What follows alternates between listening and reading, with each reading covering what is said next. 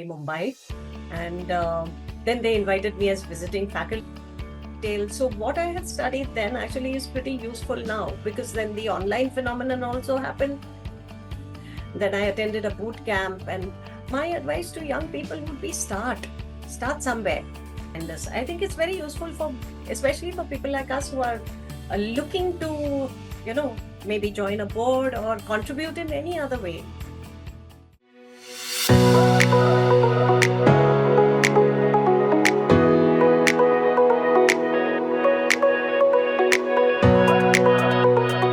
Hello and welcome to another exciting episode of FaceTime with Leaders, the podcast where we bring you insightful conversations with the trailblazers shaping the future of business, governance, and leadership.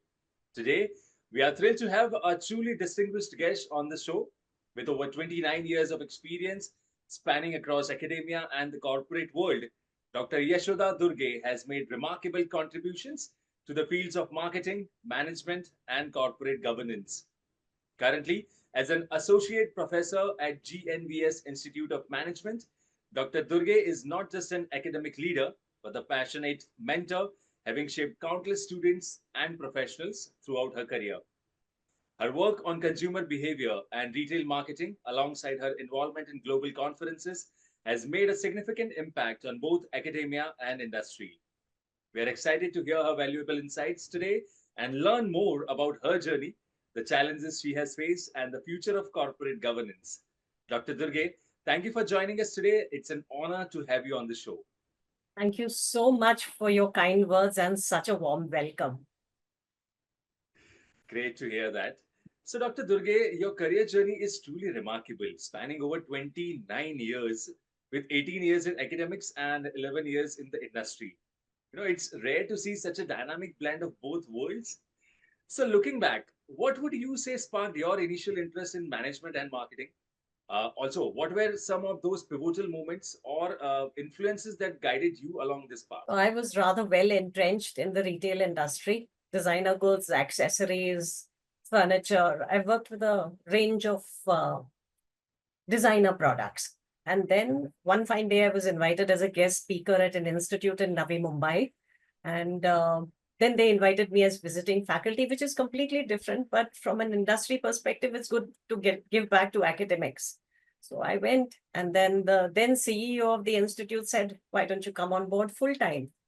Now, a shift from retail to academics was a rather surprising but nice one, because retail is like shutter up to shutter down. The next move would have been like a store with a couple of lakhs worth of square feet to look after, and it takes up a lot of time. In comparison, academics is easier on time. The work is quite a bit, but it's easier on time, but both are enjoyable. And that's how I landed up moving from industry to academics. And since then, it's been 18 years plus now in teaching. Amazing, amazing. It's incredible to hear how those early moments shaped your career, Dr. Durge. And your unique blend of academic and practical experience is such an inspiring example for those looking to build a career in this field. Thank you.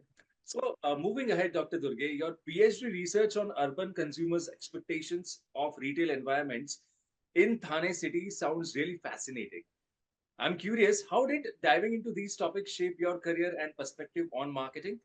And when you look at the industry today, how do you think those insights are still relevant with how fast consumer behavior is shifting? So my PhD was a result of observation. That's what's normally expected, but then you just wonder how you're going to go about getting a topic. I live in Thane city, and around my area, we had many stores coming up. There was Reliance Retail, India Mart, True Mart, Blue Mart, all kinds of stores had opened up, modern retail stores. And that got me thinking that what will happen to my Mahavir, Annapurna, and Asha stores? Will they die? Will they remain? And that's how I got my research topic and started working on it. Couple of years down the line, ironically, every single one of those modern stores shut down, and long live Mahavir, Asha, Annapurna, they're still there. So that got me wondering that what is it? Are people shifting to modern retail? Which categories are they moving to modern retail? So what I had studied then actually is pretty useful now, because then the online phenomenon also happened. They are taking away market share from the small guys. So how are the small guys surviving? And what are the big guys doing that they failed in areas like this? So they had to take a rethink, I'm sure, about which stores they want to keep open, and then shut what doesn't work. And the small retailers are still there. Another thing that gave push to small retail was COVID happened. All the big retailers had shut down at that time because they have centralized operations. And the small guys going strong, 4 to 6 in the morning, that real supermarket in Olon used to be open. And that's how we actually survived this whole pandemic. So research at any time is relevant, but you've got to keep doing it because markets are changing hugely. And then how do you cope with the changing markets? You just keep studying them. So these are the real world applications of PhD research. It's fascinating to hear how your research has evolved and remains so relevant. And I'm sure many marketers today could really learn from that perspective. Great. So moving on to next question, your research on marketing and consumer behavior has been influential, with your papers being widely cited in the field. In today's digital age, where consumer behavior is evolving rapidly, how do you think businesses can truly harness these insights to create marketing strategies that not only stand out but also resonate with their audiences on a deeper level? It's a study of data. If you look at all the online companies, they have data. My Kirana guys have got data. Their computer is their head. Just works fine for them. It works for the catchment area which they are in. And the big guys have got data. Amazon knows what time I'm shopping at, what time of the night. Retailers know when we are shopping, what we are doing, what we are buying. But it's a perpetual evolving study. And I have done research across retail, grocery retailing, airlines, OTT platforms. I've been lucky. I've done snippets in various areas of study, which help in understanding customer behavior. And most important is our generation is different from the younger guys who are there. So you have to be able to figure out what they want if you need to sell to them. Rightly said, Dr. Durga. And it's incredible how consumer insights can really drive marketing strategies that not only reach but also resonate with people. So, your work advising on entrepreneurial ecosystem and startups is truly inspiring, Dr. Durge. Especially in today's world, the pandemic has changed the way we approach business and innovation, of course. For those aspiring entrepreneurs who are looking to start their journey in this post-pandemic world, what's your key piece of advice? Let's say start small.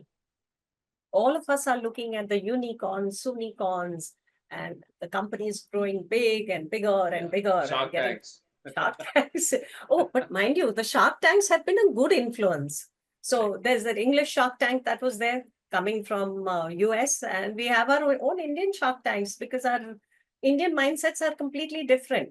I mean, a lot of people say companies like Flipkart and Ola are copycats, but it takes guts to even copy somebody, right? The Japanese in the early days, after they had been destroyed by the war, started off that way. And look, they've really done a lot. So Flipkart managed to adjust itself to the Indian consumers. Who came up with that cash on delivery, right? That was one of the best ways to ensure that our consumers have access to goods. It can be used both ways, of course. It can be used in a positive way and a negative way, with many people ordering and then rejecting products. But a large number of customers who had a trust deficit in the online systems, they began to trust it. Okay, aayega, saman aayega, we'll be able to buy it. It comes to our doorstep. These were insights which our guys had, and they managed to crack the market with that. So in that respect, I would say India is a completely different market. It takes a lot to understand our market. Incidentally, one of the occasions when I found what was interesting was during my PhD study, this lady told me that she cheats God.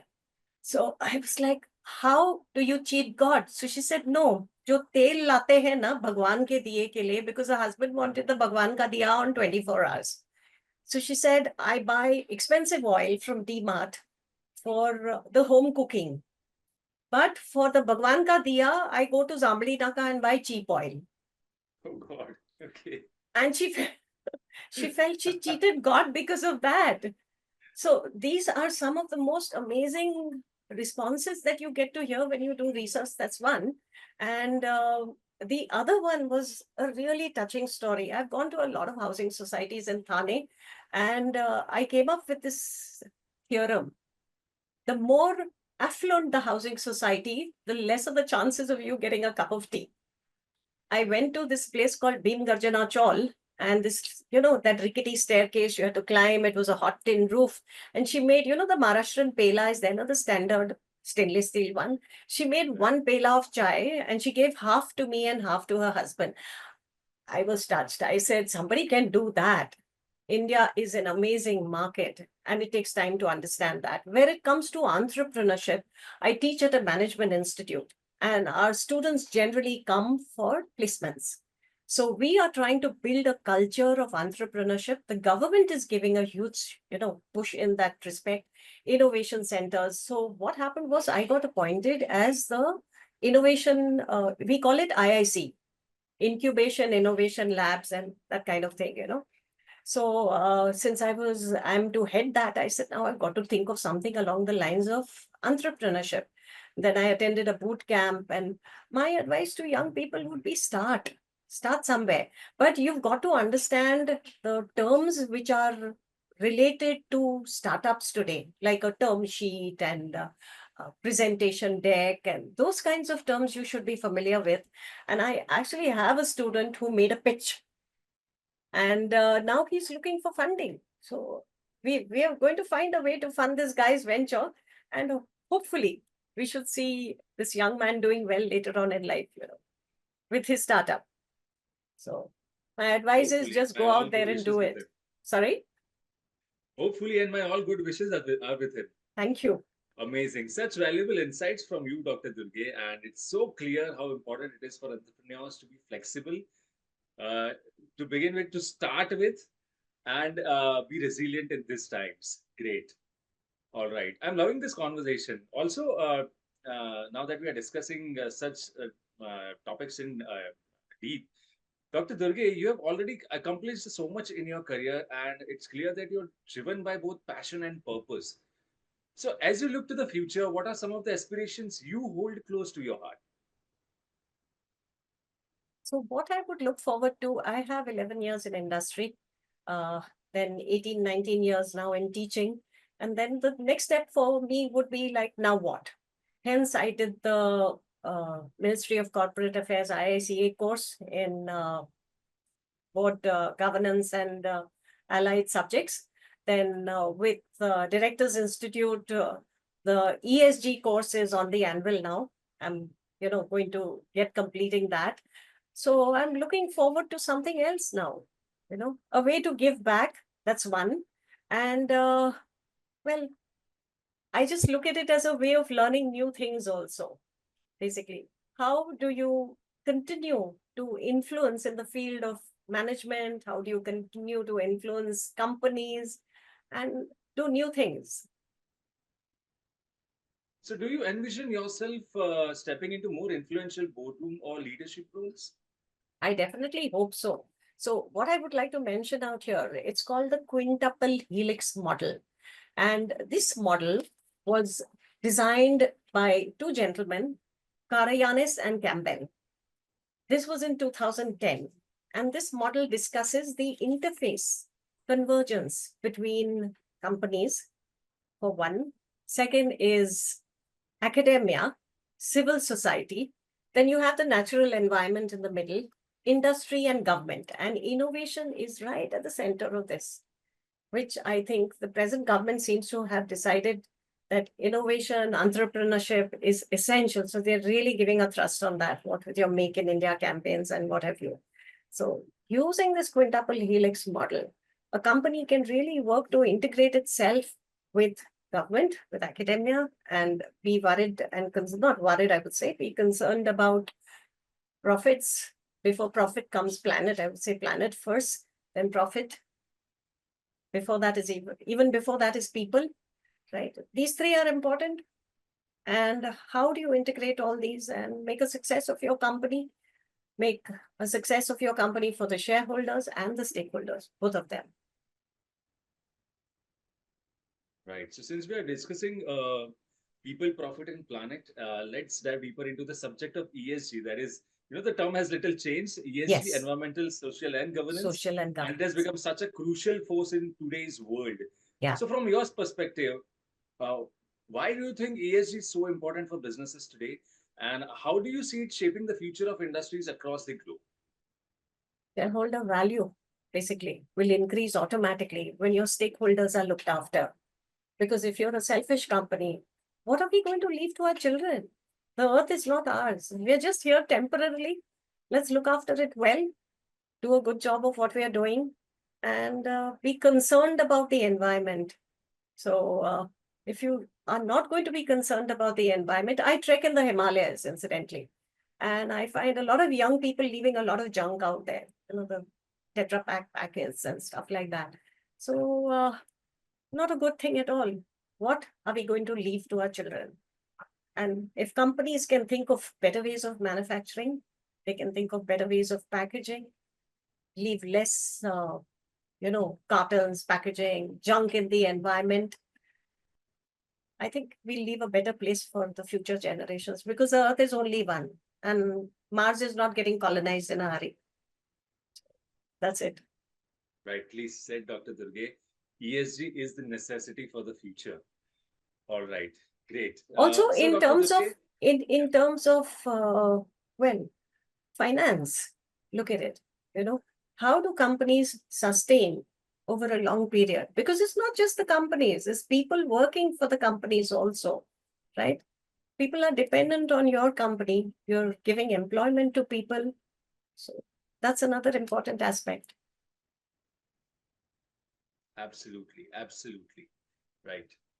So, Dr. Durge, this brings us to the last question of the session. You have been part of Directors Institute and have experienced the valuable programs offered. So, could you share with us how your ongoing involvement at the Institute has influenced your professional journey? Are there any It's particular aspects of the training or community that have had a lasting impact on your approach to leadership and governance? Yes, definitely they have. I think the Directors Institute has provided a really good platform. They provide training, events, corporate governance publications are there, opportunities for directorship are there, board evaluation, and the amount of support these guys have given is tremendous. I think it's very useful for, especially for people like us who are looking to, maybe join a board or contribute in any other way. So I found it extremely useful. And I'm glad to be a member of this organization. Thank you so much. And it's inspiring to hear how the Directors Institute has contributed to your leadership approach, Dr. Durge. All right. So, thank you so much for joining us today and sharing such incredible insights from your vast experience. Your passion for both academics and the evolving world of corporate governance truly resonates, and it's clear that your journey is one of continuous learning and growth. So, for anyone tuning in, we hope you have been inspired and motivated to take bold steps in your career, just as Dr. Durge has done. Remember, it's not just about the destination, but the impact we make along the way. Thank you so About the much, Dr. journey. Durge, for being with us. And to all our listeners, keep pushing boundaries and stay curious. Until next time on FaceTime with Leaders. Thank you so much once again and have a nice day. Thank you. All the best.